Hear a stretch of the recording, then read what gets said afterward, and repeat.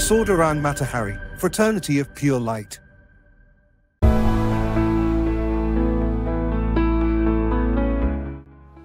Belajar spiritual itu bukan sekedar menambah pengetahuan. Oh, berhasil.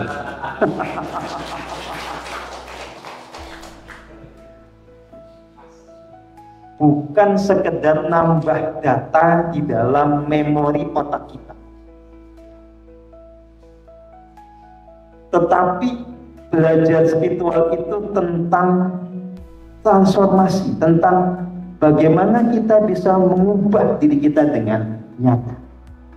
Dan sesuai dengan apa yang telah sering saya bahas, saya ungkap, ya, dan Anda juga pelajari, transformasi atau perubahan yang kita bicarakan ini tidak lepas dari apa yang kita sebut sebagai pemurnian jiwa.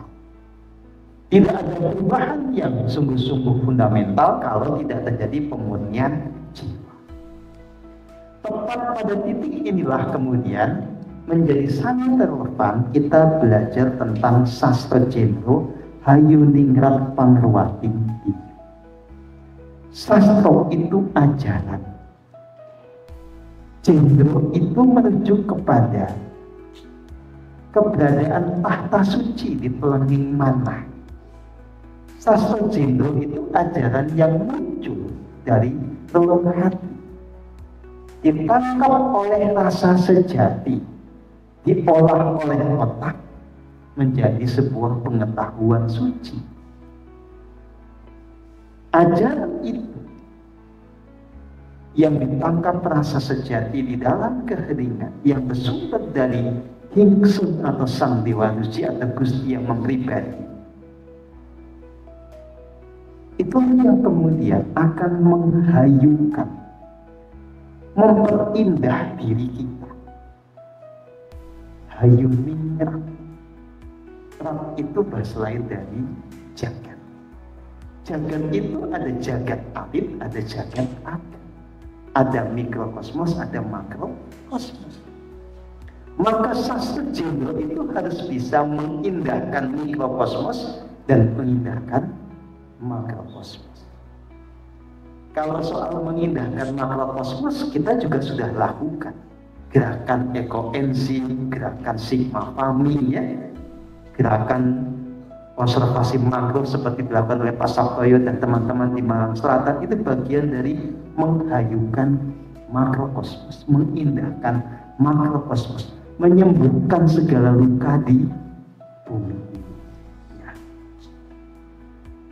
Nah, tetapi untuk betul-betul mencapai keselamatan atau hidup surgawi, Anda tidak bisa mengabaikan pentingnya menghayukan mikrokosmos, menghayukan atau mengindahkan diri Anda sendiri. Dan ini nanti punya korelasi dengan yang berikutnya, ya. Sastra Jendro Hayuningrat Pangruwating Diyu. Maka Anda harus bisa menemukan angkara murka yang ada di dalam diri Anda, melebur segala benih kejahatan yang ada di dalam diri maupun di luar diri. Kembali lagi, Pangruwating Diyu atau melebur angkara murka ini ada di ranah mikrokosmos maupun makrokosmos. Ya.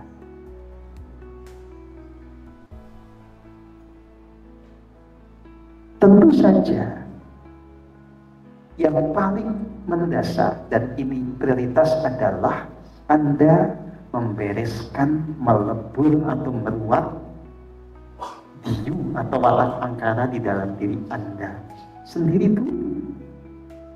Ya. Karena itulah kunci Anda, jiwanya menjadi indah.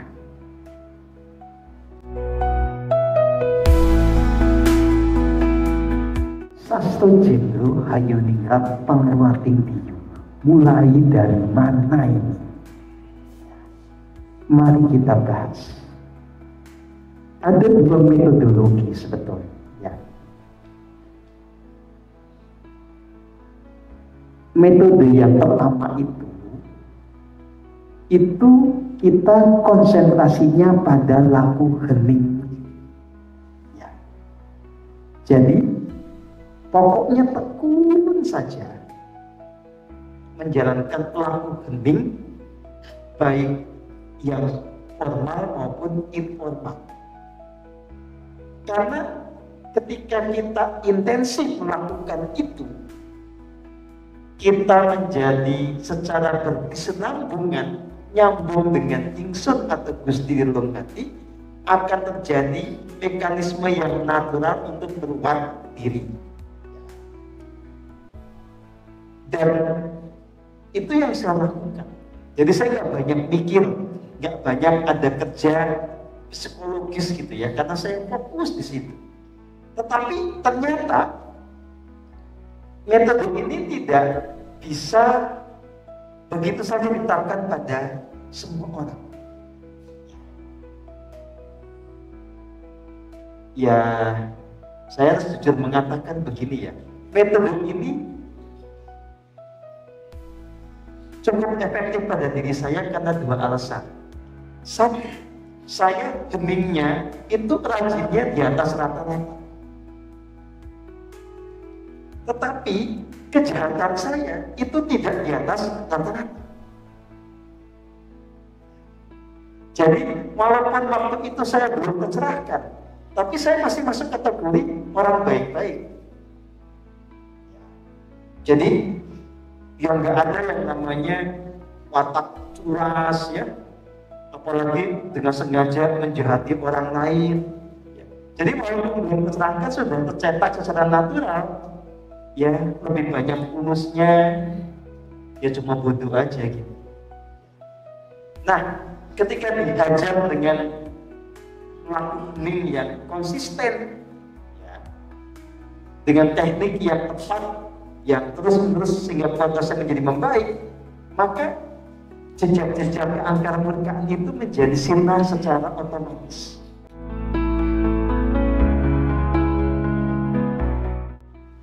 Nah, tetapi buat sebagian orang itu harus mulai atau mengimbangi antara laku hening yang diintensifkan ini dengan secara sistematik membereskan watak angkaranya dulu. Contoh begini, orang misalnya suka mendengki, kalau itunya nggak diberesin, dengan sadar membereskan itu menggunakan nalar sehat Anda meremnya sehari 7 kali atau 11 kali, bisa nggak efek? Waktu merem malas, mulai dengkinya muncul lagi, lanjut iya. Kadang-kadang merem aja, dengkinya muncul. Karena malamnya kalau begini, malah ngerasani tanggane. Lanjut iya. Ini pasang. Ya, jadi bagi yang terlalu ekstrim ya watak angkaranya, sebelum Anda nanti bisa betul-betul mendapat manfaat dari laku hening Anda, sudahlah pakai mekanisme psikologis itu loh ya, pakai metode nalar dan akal sehat ini untuk membereskan watak-watak angkara Anda. Bagaimana caranya Pak Setio? Disederhanakan, jangan dibuat rumit. Pertanyaannya adalah, menurut Anda dengki itu baik apa tidak? Serius ini loh. Menurut akal sehat Anda. Yang kedua, dengki itu membawa bahagia kepada Anda. Nah, kok ada yang melakukan?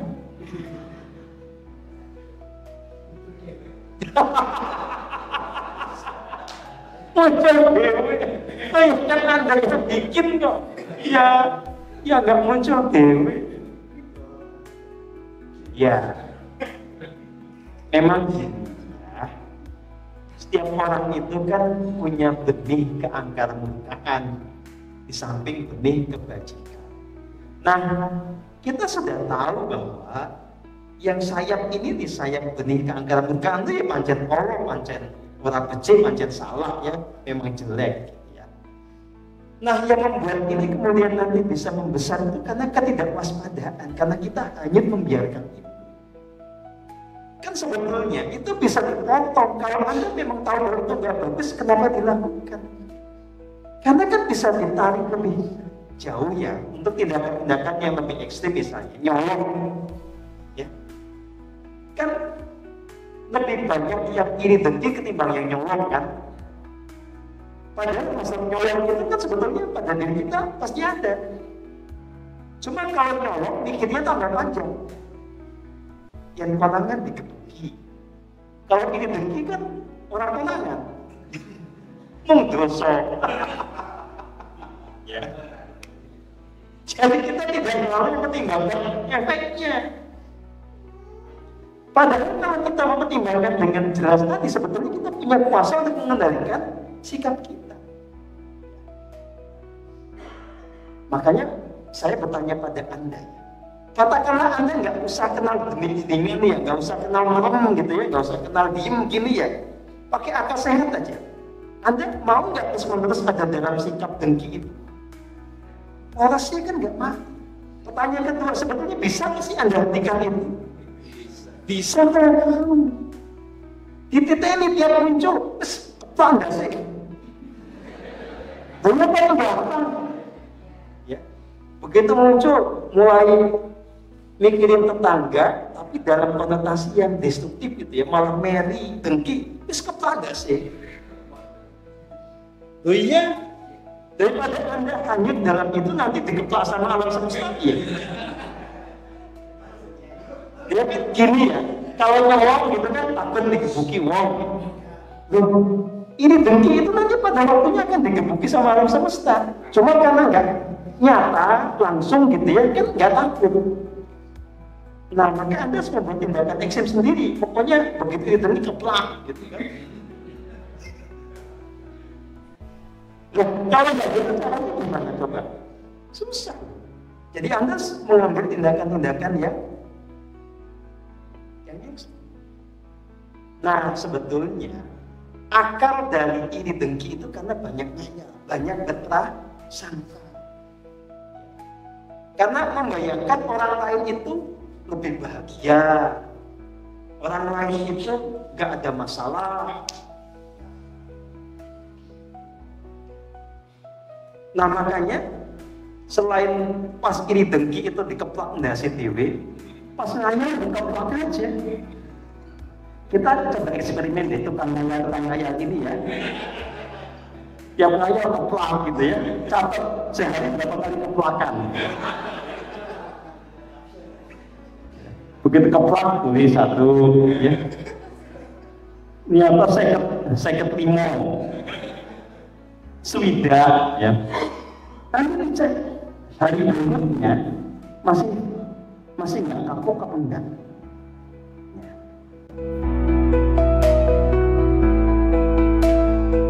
Sebetulnya kalau pakai angka sehat, ya, ini kita bisa mengurangi watak angkara kita itu secara bertahap.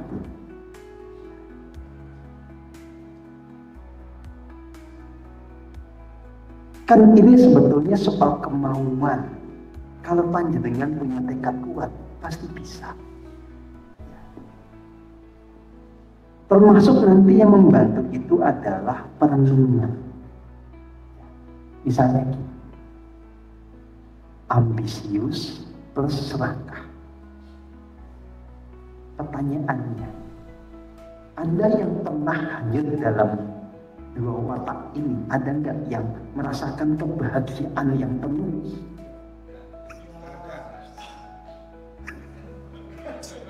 Ada nggak? Kalau ada,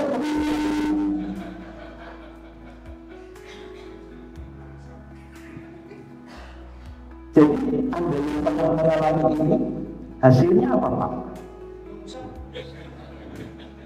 Ya saya juga dulu pernah ya, manusiawi kan, dan hasilnya nyata kok, nyungsep, nggak bahagia.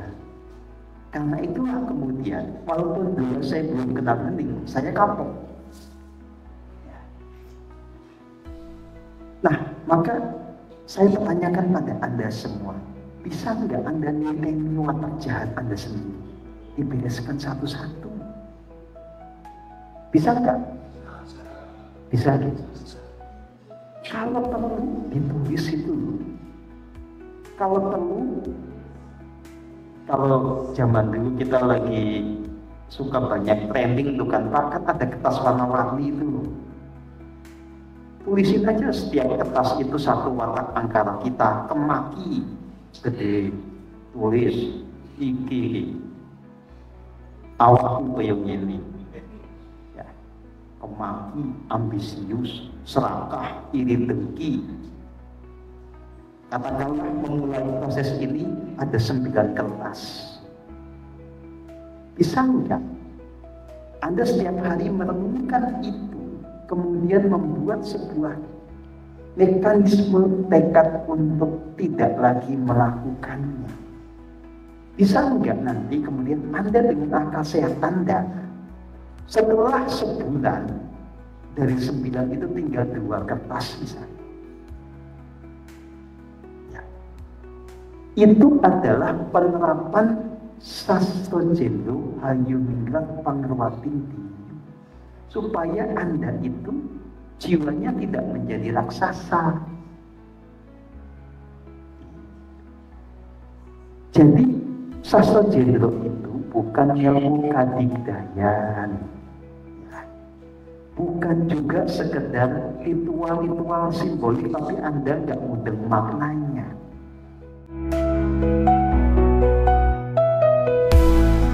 Tolong Anda semua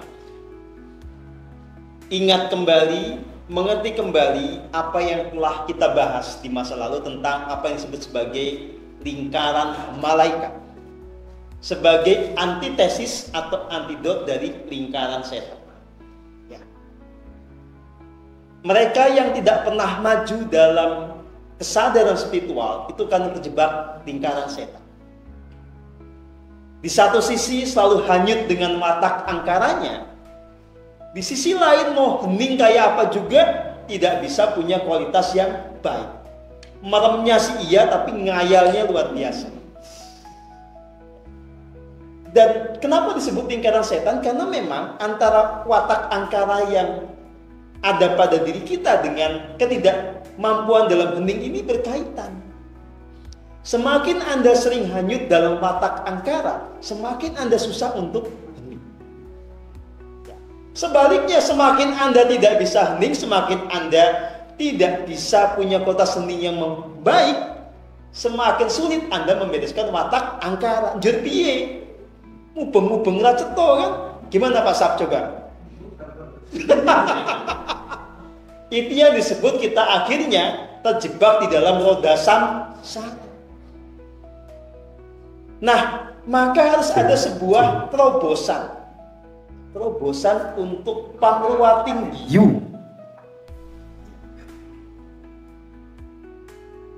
Jadi kita sudah ketemu ini formulanya, menciptakan lingkaran malaikat.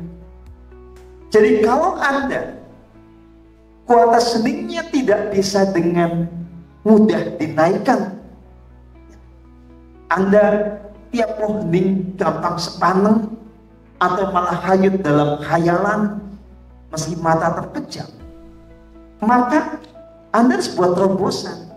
Mulai saja Anda perbaiki laku Anda. Mulai identifikasi dengan jujur dengan apa adanya. Apa yang merupakan watak angkara Anda dan dibereskan satu persatu. Prinsip dasarnya sederhana. Anda jujur saja. Misalnya kesombongan. Ada nggak pada diri ini? Kalau ada, diakui. Pertanyaan kedua diajukan pada diri sendiri. Sombong ki beci apa? Baik. Sekali lagi, Anda harus menciptakan sebuah terobosan dalam proses Pangerwating Diyu, dalam melebur segala keangkaran murka. Jadi kalau Anda lewat mekanisme hening ini susah karena kualitas heningnya tidak kunjung membaik, sudahlah, latihan hening secukupnya. Sisanya Anda banyak merenungkan secara jujur apa kasunyatan pada diri Anda. temukan hal-hal yang merupakan watak angkara Anda. Misalnya tadi, kemaki, kemelinti, sombong. Ya Anda harus jujur kalau memang itu ada. Mengaca dengan benar. Lalu bertanya apakah kesombongan itu membawa bahagia atau tidak. Kesombongan itu baik gak menurut Anda? Loh kalau tidak, kan manusia dewasa itu bisa punya pilihan. Ya jangan diterusin loh. Kan contoh nyatanya gampang kan. Lawang kita aja bisa mencegah diri dari maling. Gitu pembuatan. Rata-rata kan Anda bukan maling ayam kan?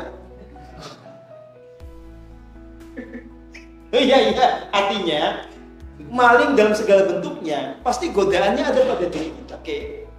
Maka mestinya itu bisa ditetapkan dalam case yang lain. Kalau Anda sadar betul bahwa sombong itu membawa penderitaan, bahwa sombong itu sebetulnya tidak sesuai dengan prinsip luhur yang Anda pegang teguh, itu sudah jangan dijalankan. Nah yang repot itu kalau orang pura-pura nggak sadar. Oh masa aku sombong tuh.